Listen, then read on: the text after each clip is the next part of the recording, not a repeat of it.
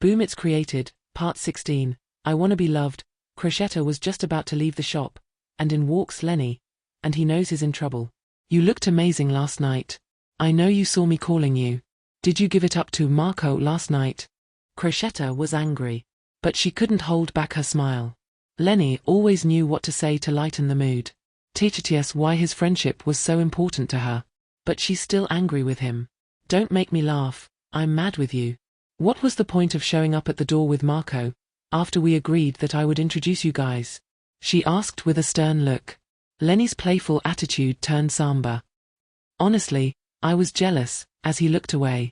Lenny, you can't be jealous, I need you. I understand you may have feelings for me, and I think you're a great guy too. But you're my friend, and I don't want to mess that up.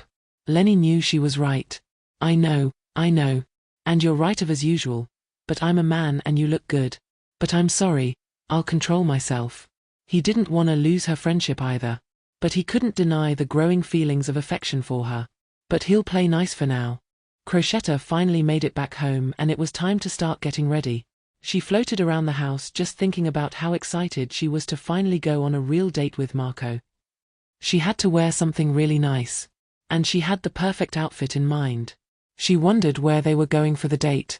And what he'd be wearing. He looked so handsome last night in that suit. She wanted to hug him, but she didn't want to seem too excited. And now he's on his way.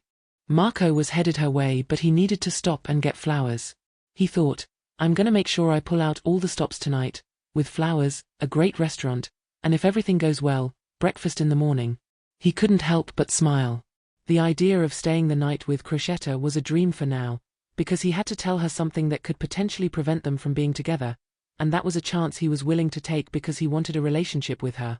But he knew he had to be honest about everything. Marco picked her up and whisked her off to one of the fanciest restaurants in town. She was so impressed. As she got out in her all-white crocheted creation, she was looking her best, and Marco enjoyed the view so much he had to come up and hug her from behind as he presented her with the flowers. She melted. Let's go inside. They sat enjoying an amazing meal and each other's company. Crochetta told him about the meeting Elise set up for her meet a fashion buyer who was interested in her designs. He thought it was a great opportunity and he wanted to go over the contract with her as well. He assured her that he would help her and then he sat back and sighed. Crochetta, I really like you and I want to start something meaningful with you, but I have to tell you something. She looked at him curiously and asked, are you married or something? He looked at her. She looked so beautiful his stomach sank and he couldn't bring himself to tell her. He said, no, I don't have a wife. I wanted to tell you that I love you. Like, comment, and subscribe for more Boom It's Created.